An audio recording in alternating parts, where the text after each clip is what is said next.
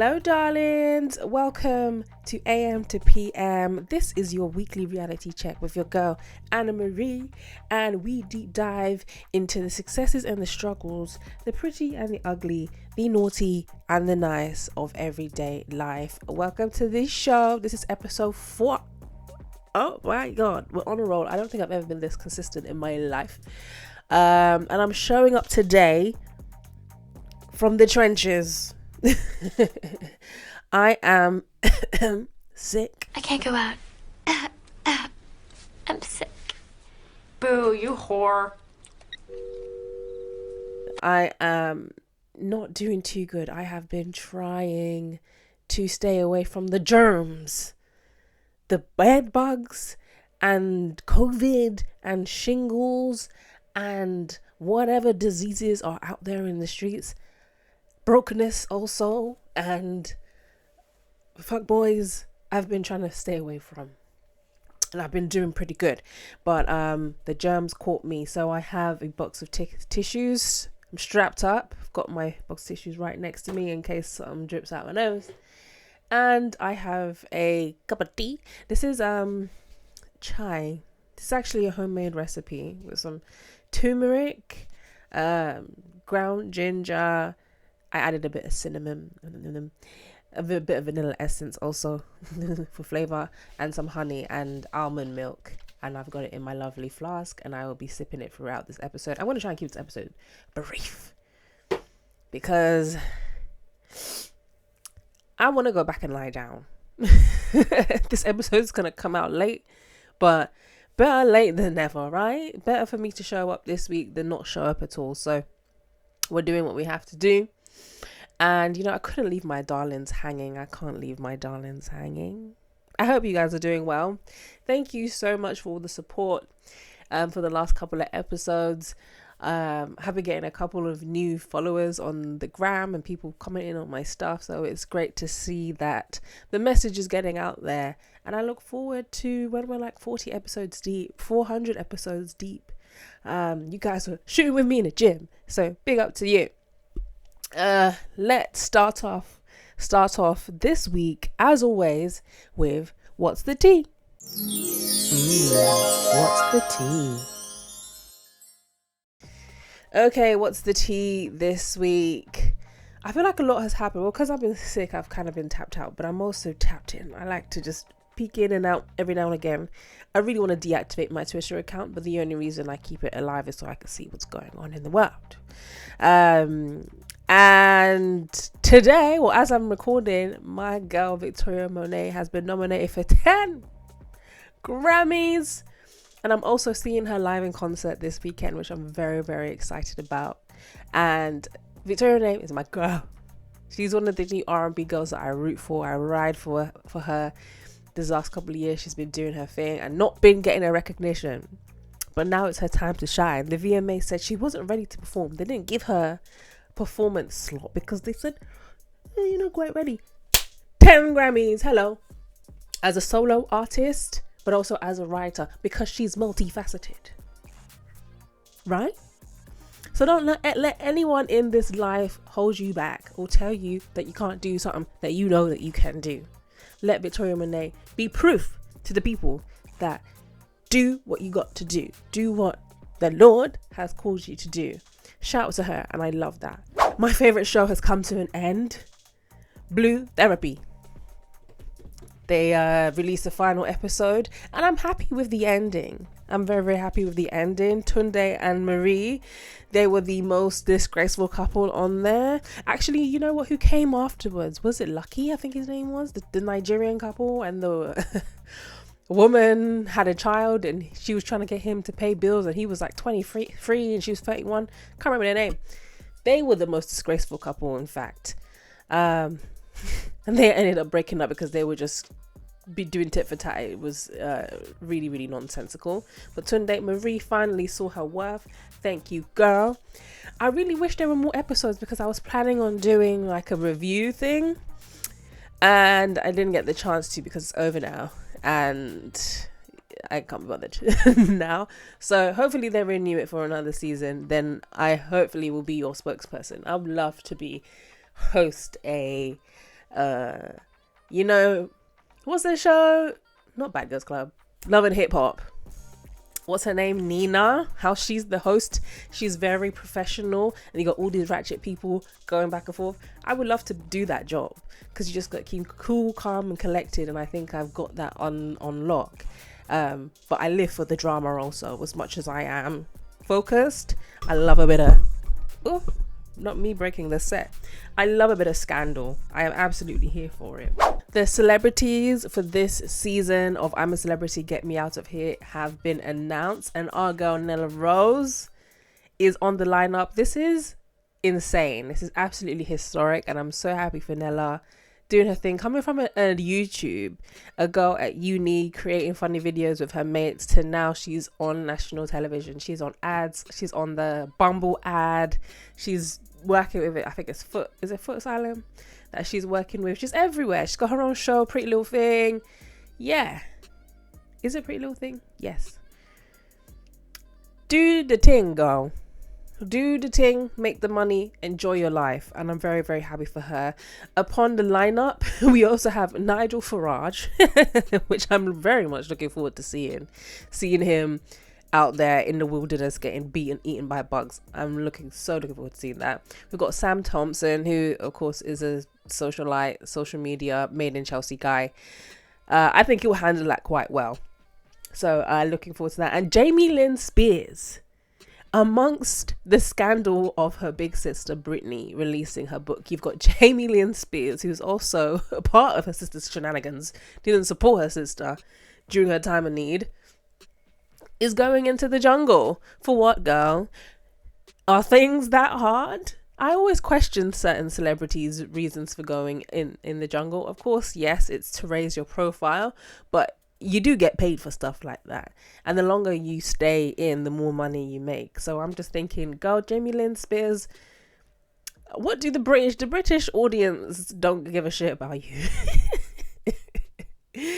Especially because you weren't looking after your sister Britney. We are loyal to Britney, but I think that it will be interesting. If she does speak about her sister, it will be interesting to hear what she has to say. Well, yeah, I might be tuning in this season. I don't tend to watch it, but because of the lineup seems so good and so diverse, I will be locked in. And lastly, am I the only one who feels weird about Giggs and Diddy's relationship? Let me land. Diddy is notorious for being an opportunist, okay? This man is a worm.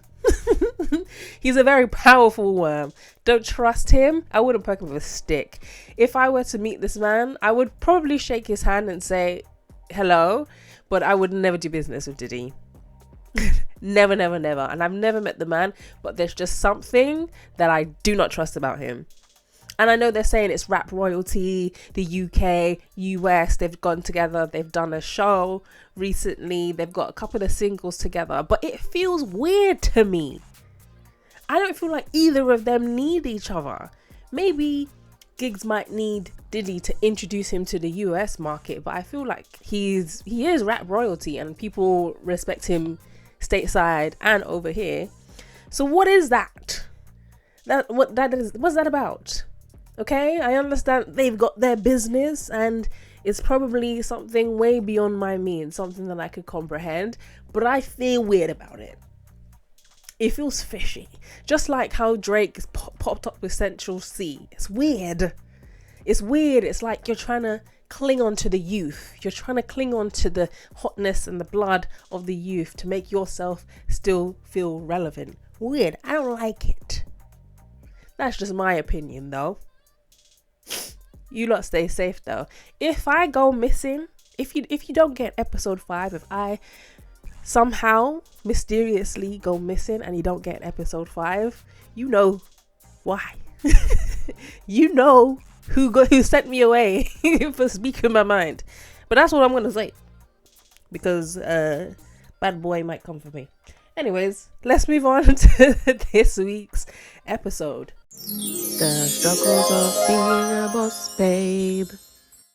Sorry to those of you not listening on streaming platforms, because you're probably hearing the bungedness in my nose. You're hearing the mucus rattle in my nostrils And I'm very sorry for that. That's why I need to come over to YouTube. I've decided now YouTube is my focus. I love the visuals. I'm more of a animated character. The experience is better if you watch it rather than if you listen to it. But oh my god, this nose is gonna kill me. I'm struggling. Do you know what just came to mind? Well, that's too damn bad. Keep digging. I'm not sure what film it's from. It's a meme. The little boy's like, Grandpa, I'm tired. And he goes, well, that's too damn bad. Keep digging. I'm tired of this, Grandpa. That's too damn bad. You keep digging. That's how I feel. Like, I'm tired and my nose is just running all over the place. Well, that's too darn bad. Keep filming. Gotta get through this. I gotta get through this. Okay, moving on to this week's topic. The struggles, the realities of being a boss babe. In the year 2020, the Earth saw a global pandemic called COVID-19, which forced all of us to stay indoors and work from home. Thus saw the rise of the boss babe, the girl boss, women entrepreneurs doing things that men can do, but doing it better. Doing it all, running businesses, being influencers, looking beautiful, and making a lot of money and having babies, all while using extremely expensive skincare products to fuel them on their daily quests. But do you know what? I'm tired. I am tired of being a girl boss. Don't get me wrong. My personality is girl boss. When I look at you don't know, I'm on the spiritual side of things, okay? I'm on the left side of the spectrum, where everything is woo-woo and astrology and stars and moons and spirits. That's where I'm at, okay? So some of the things I might talk about, my perspective on the world is from that perspective, just so you know. When I look at my birth chart and my numbers and all the planets that have been assigned to me at birth, I was destined to be a leader. There's no two ways about it. Like, it's just taken me some time to fully embody that, but from birth, I was put on this earth to do some incredible shit. But I am exhausted. I'll tell you that for free. I'm at a point now, I'm at the end of my 20s, and I've been independent. I've been hyper independent since the day I was born. Pretty much since the day I was born. And I also have a hyper independent mother. So that's, in the bloodstream. And a lot of the women in my family are very hyper independent, very hardworking, driven. Why? Because the men ain't around. So we've had to do all the work, be the mum and the dad, and go to work and do all the things. That's a conversation for another day. But my hyper independence was rooted in me well before I chose for it to be rooted in me. And it's a blessing and a curse. Because one, I know that I can create opportunities for myself. I can make money. I can create a bloody podcast out of the blue. I can go off and work. I can network. I have no problem going off into the bigger world and doing what I need to do. But on the other hand, I'm tired. And if we're really going to talk about divine feminine energy and divine masculine energy, I've been in my divine masculine energy for too damn long. Well, that's too damn bad. I've been in this space for too long. And it's draining. And I feel myself spiritually wanting to be more in my resting, soft life, feminine energy bag. That's where I want to be. Honestly, truly. Spiritually, traditionally, women are not supposed to be juggling it all. Women are not supposed to be the money makers and the decision makers and the nurturers and the house look afterers and caregivers and boss babe entrepreneurs and doing all the things. That's not what we are supposed to do. Traditionally and spiritually, the feminine energy is supposed to rest and receive and care and nurture. That's what we're here to do. We're just here to vibe. While the masculine energy is all about action and decision making and hard work and strength and all of those things. Don't get me wrong, the feminine is strong in different ways. So, you know, it's yin and yang. We need to balance each other out. You need the masculine to balance the feminine. But it's just tiring. I'm at a place now. I did a story on my Instagram recently after driving around all day, and I was like, why am I driving? As much as I'm in this moving vehicle that, you know, that doesn't really require me to walk. I just get in the vehicle and it takes me to where I want to go. But the process of driving is not fun. You know, of steering the wheels and changing gears. I need an automatic car. But then even still, I don't want to drive the automatic car. I want to be in the passenger side. I want to be a passenger princess. That's what I've learnt. That's what I've decided.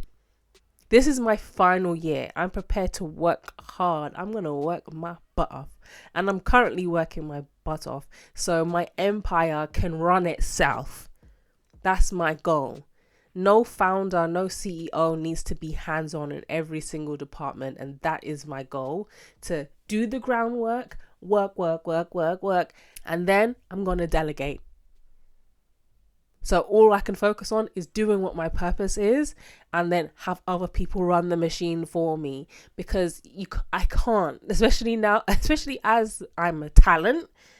I'm someone that it's required my voice, my face, my physical body is what makes me money. I'm required to show up to make money.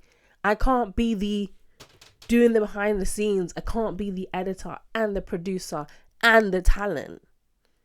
That's long for man. Absolutely long. Now, in no way am I deterring you from being a girl boss, from being a badass entrepreneurial woman. This is not what I'm here to do. In fact, I want you to get to the bag. I love that I have these innate skills in me to be a girl boss. I'm just saying that I'm tired of doing it, but I wouldn't have my life any other way. I don't do well with authority. I don't do well with managers and people above me. I never have. Looking back at my life now, I just didn't understand the purpose of a teacher.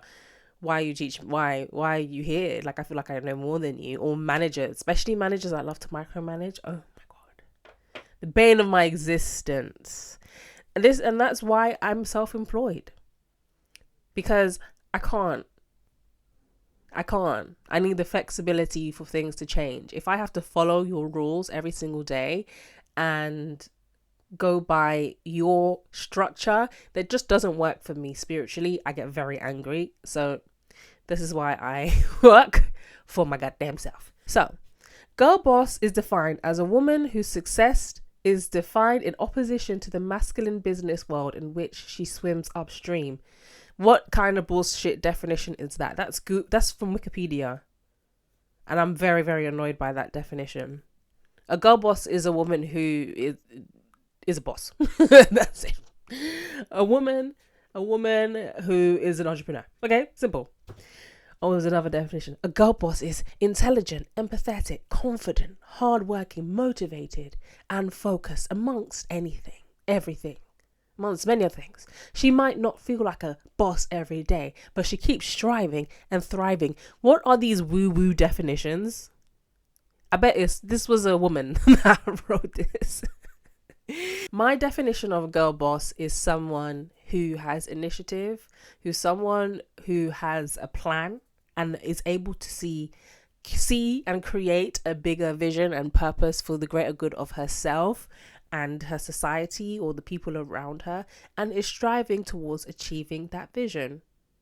That's a girl boss to me. So you could be a girl, but a girl boss doesn't necessarily mean you're entrepreneurial and you're starting your own business, because I'll tell you, starting your business is hard. That's not for the faint-hearted. We'll talk about that a little bit later on. but someone who is just able to execute.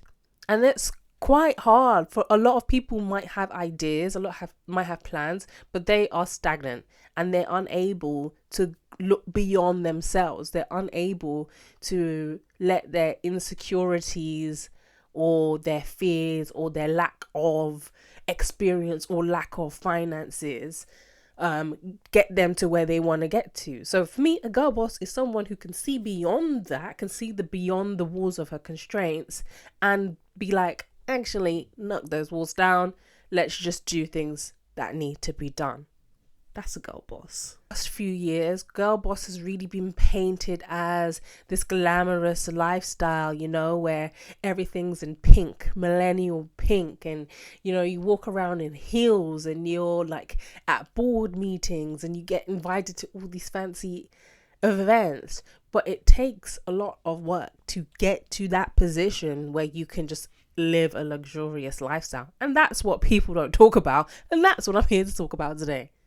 Now, with everything that I just said about being mentally and physically, emotionally, spiritually, financially exhausted, just exhausted across the board, I think it's harder to be a girl boss, mainly because we live in a patriarchal society, meaning that this is a man's world. The world was designed by men for men. And we as women are merely little pansies that talk too much and have no brain in our head. So there's that.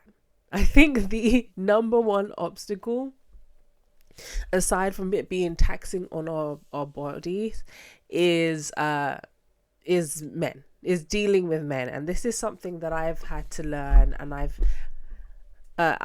had to face a man or two in this industry, and it's mostly on the basis of them thinking that I am stupid.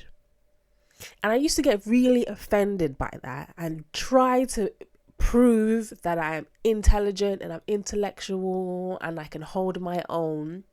But it's not my job to prove to no man that I know what I'm doing. The proof is in the pudding. You will see the results. You can see what I've built for myself. You can see the places that I've gone and the people that I know and the places that I'm in currently. And if I didn't know that what I was doing, then I wouldn't be standing in front of you today. Let me also add, it's not all men. Because I know someone's going to comment, not all men are like this. I know. And I have had a lot of positive experiences. Some of my biggest supporters and investors are men. And that's great. But you also, being in the entertainment industry, and I will have an episode.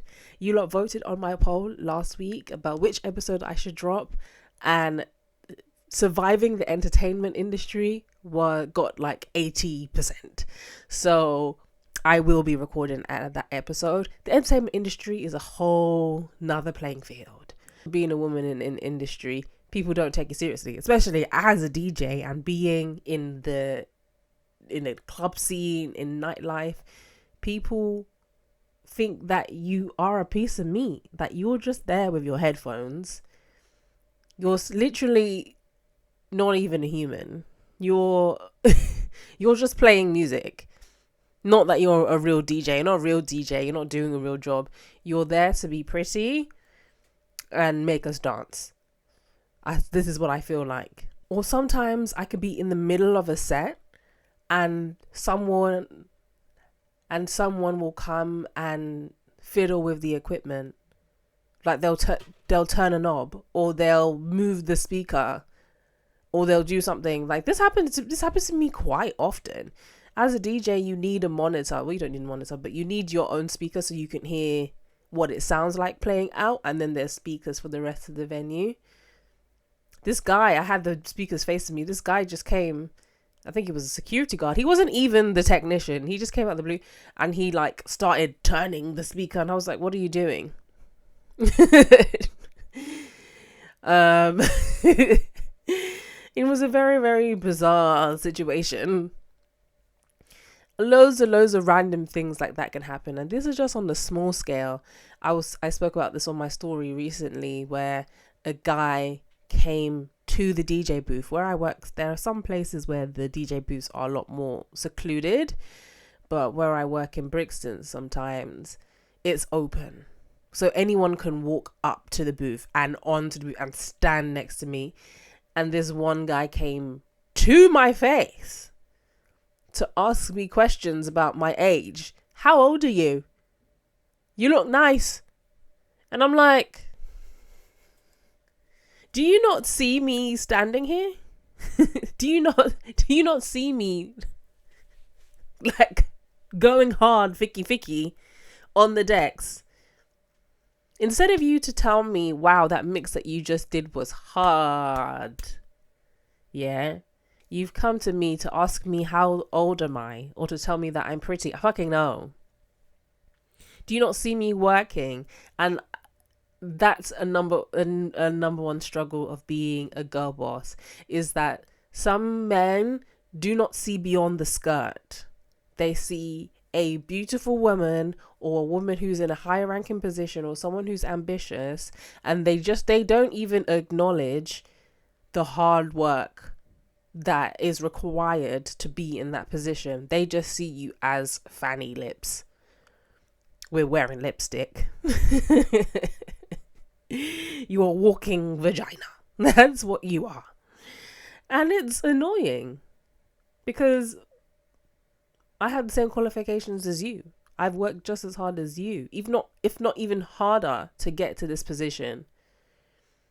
And I'm just like, you think I'm a dickhead?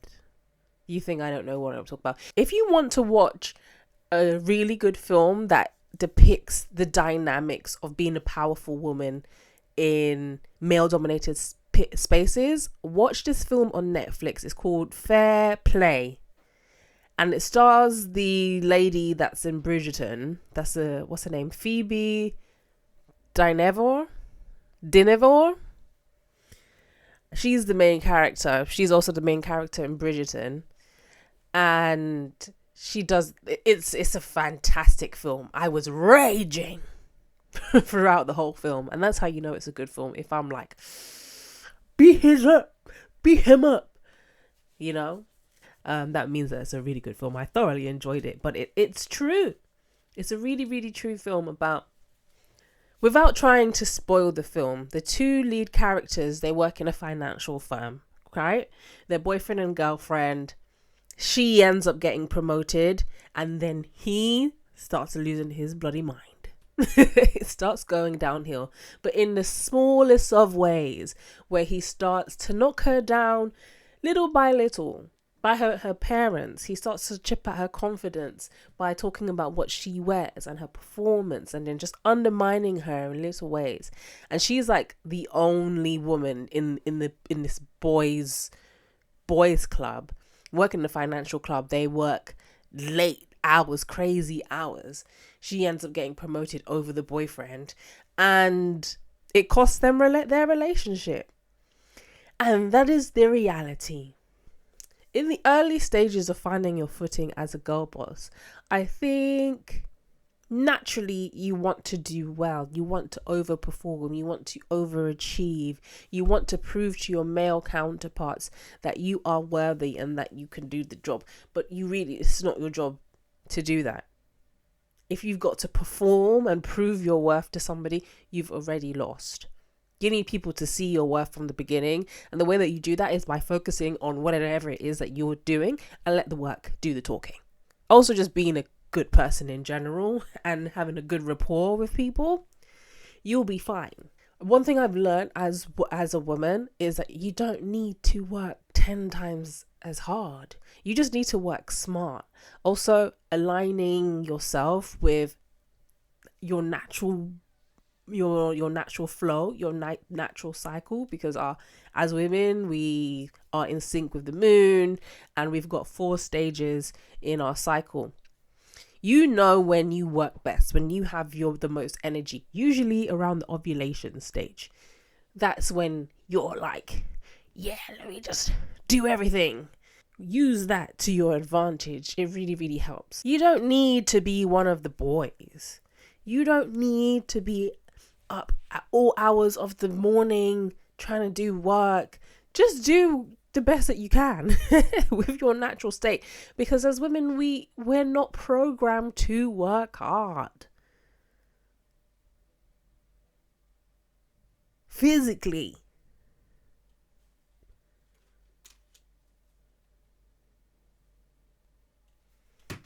That's a man's job. It's a man's job to work. It's a man's job to work hard. I don't think you should. But a trick I've learnt by going into meetings with men, or men who I guess are more powerful than me and are influential decision makers, is being able to communicate yourself clearly and efficiently. Because as women, we talk a lot. If you look at your girl group, and when you guys are gisting and you're talking about whichever stories and you're gossiping, it's like a whole and then we did this and I was wearing this and do you remember my friend who did that? And then like the story is like multiple stories in one. Get better at communicating clearly and concisely. What is it that you need? What is it that you want to do? What is it that you're trying to achieve? How are you going to get there? What's the purpose? How are you going to make money? You need to know the stuff. Cut all the airy fairy bullshit and feelings and spiritualism and zodiac signs. Cut it out. And get straight to the nitty gritty. And doing that, practicing that, has made me a lot more of an efficient communicator across the board. So even when I'm communicating with women and when I'm communicating with friends and family and I want something done, there's none of this, if you want, this is what I need. No, this is something that women do. Could you, or would you like to do this? Do you mind doing? No, this is what I need. Hey, I need this done. Are you able to do it? Straight to the point. Boom, bam, bish, bosh, Bob's your uncle. Get used to just explaining things off the riff, none of the romanticism, to the point. Will save your life. Another struggle of being a girl boss is dating. Ooh, the streets are tough. When you are a powerful woman, when you are a woman who has your own, knows how to get your own, dating can be difficult. And we're seeing this play out now with, God bless her, Kiki Palmer's situation and the father of her child. We knew he was a dickhead when he did that tweet, the You're a Mum tweet over her outfit when she wore that very sexy outfit to go and see Usher, and he tweeted, "You're a mom."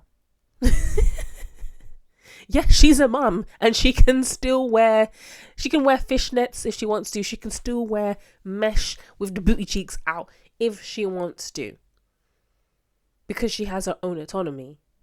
You being a mother doesn't mean you have to wear rags and dresses down to the ground. You could do what you want.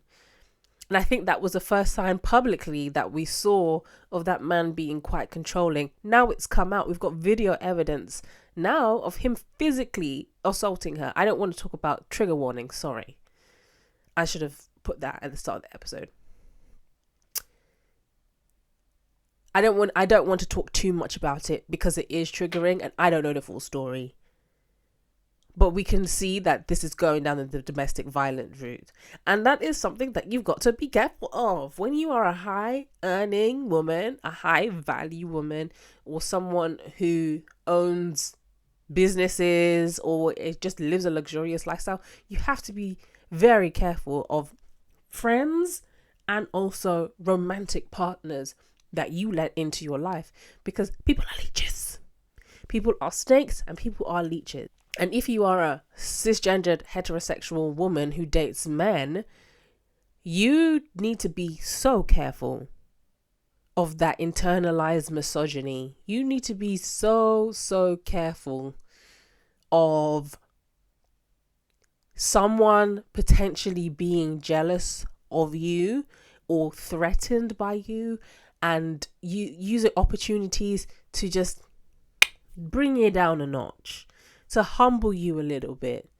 It's so tough because it shows up in the smallest of ways, and we've got to start. I think I'll do a full episode on this, and I want to get a guest on to talk about navigating relationships, just modern dating in general.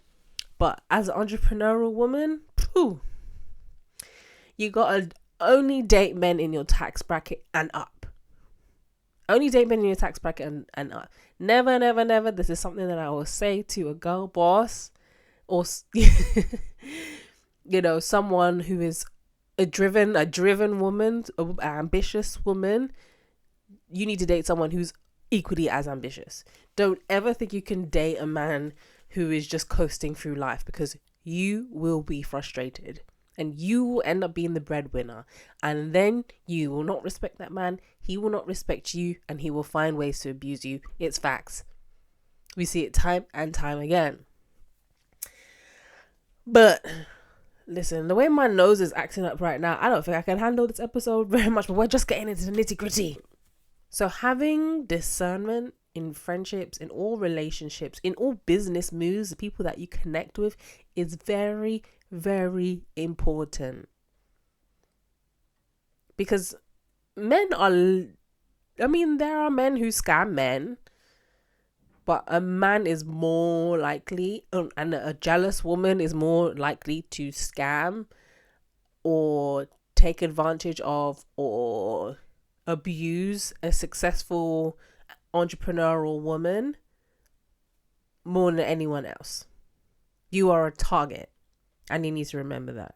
So you gotta stay safe in these streets. What I'm learning now in my journey of being a girl boss is that there are many responsibilities. You are responsible for yourself. You are responsible for your brand, or like your personal brand, but also whatever it is that you are creating or that you put into society. You're also responsible for the people who work for you and are helping you achieve your dream. You are responsible for so many things, and women are not afforded mistakes. Women are not afforded the space to make mistakes, especially Black women. People are just waiting for you to make one wrong move, and then you're out. So that can be quite draining. And because I work in TV and entertainment, I'm always second guessing everything that I do. Now, with that being said, there are so many benefits of being someone who is self-employed, or someone who is ambitious, or someone that is creating the life that they want for themselves. One, it does give you freedom. It gives you the ability to flex your muscles, and I don't mean your physical muscles, I mean the muscles in your mind, to be creative and to be savvy and to work with people and create opportunities. Every day is a new day. Every day is a fresh start, and you can really just apply yourself. Use your common knowledge to create something bigger for the world. I absolutely love being an ambitious woman, because I don't have to rely on anyone to feel motivated. It just comes naturally to me. I might have my down days where I feel tired and sluggish, but I know that the next day I'm back to work. And I've got that's in fact resilience. But I love that I'm blessed with this skill to pick up, let's go, think of a new idea, pivot, being able to adapt. In today's society, you need to be able to adapt. You need to be able to pick yourself up and move on. And so many people are afraid to just get things started because they're afraid that they don't have the right resources, or they're afraid of what people will think. And when you're naturally driven and ambitious, that might seem weird to people. People might doubt you, and you've got to learn how to block out them haters and just focus, tunnel vision on what exactly that you want, and keep going, and keep going. Advice I would give to entrepreneurial people: don't tell everybody your business.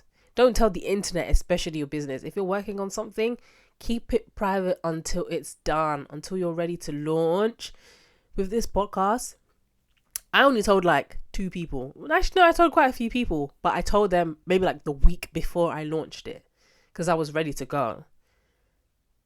And I was just like, okay, this is what I'm doing. I've got my little plan. And boom, here we are.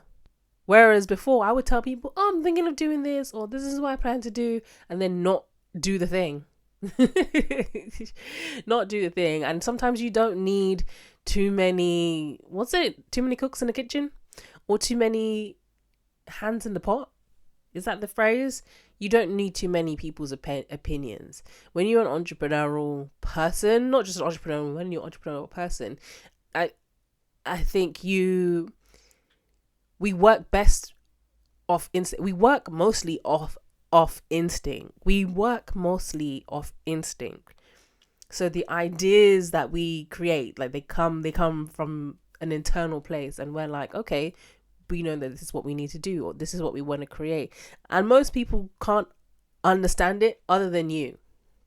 I think it's great if you can console in 1 or 2 people who are also business minded but have different skills to you. It's good. You don't want to be around people that are just like you. You need people who are stronger in other ways. Like, for example, my manager, Ray, God bless her, she's very business savvy. She's creative, but when it's time to work, she don't play. And I needed some advice about to work with this guy who works with DJs, and I took it to her, and I was like, yeah, this sounds great. And she questioned me, and she was like, well, you're going to be earning less money, you're going to be doing this, this isn't beneficial to you in the slightest. Sometimes you need to hear it from someone who knows what they're talking about and that has your best interests at heart. So it's always good to have at least 1, 2, max 3 people in your corner that are not yes men, that are just going to be like, yeah, do that. People that are actually going to question you and make you think about your decisions before you make them.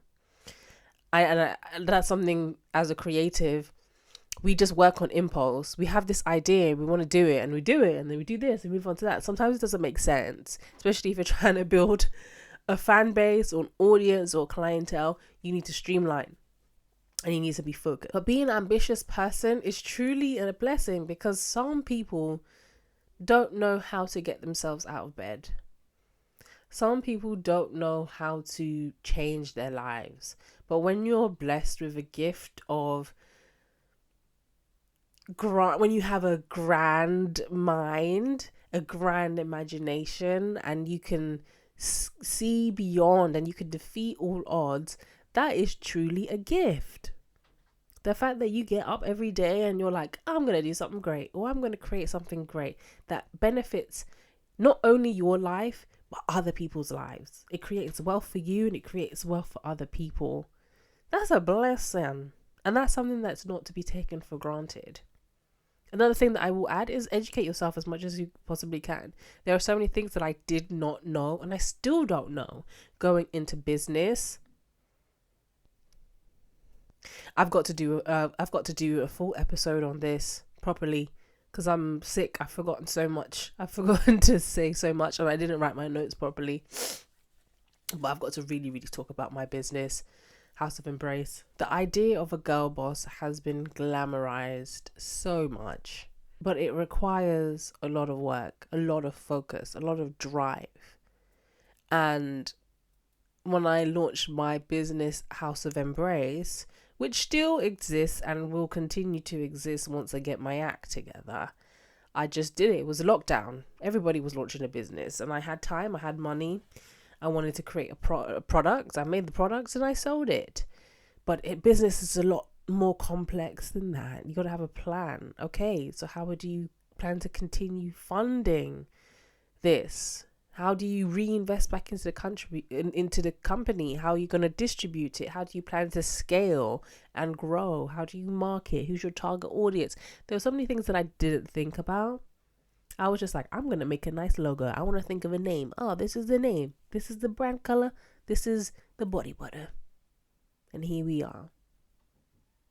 And of course that wasn't sustainable. And it still is not sustainable. I've restarted that business and closed it back twice now.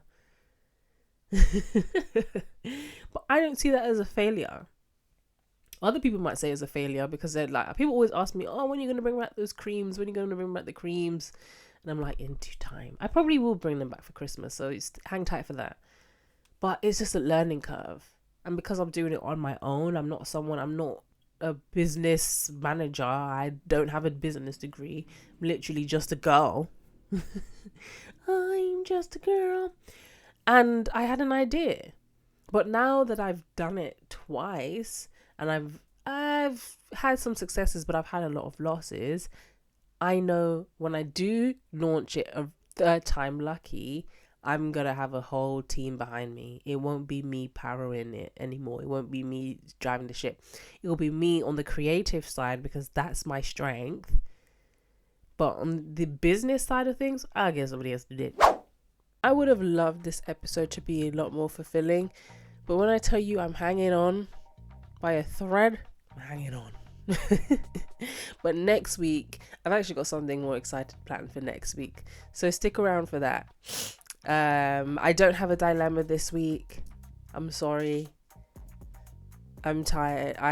This episode is just like a winging episode. But we made it to the end.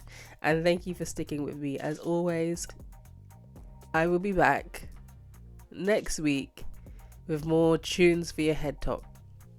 Well, not tunes, more good content. Ooh, I need to lie down. I'm not even joking to you. There's a light that's burning my eye. There's this talking. I'm about to fall down. So I'm cutting it short. If you have any questions, we can talk about this later. Oh. But anyways, my darlings, I'll see you next week. Ta-ra.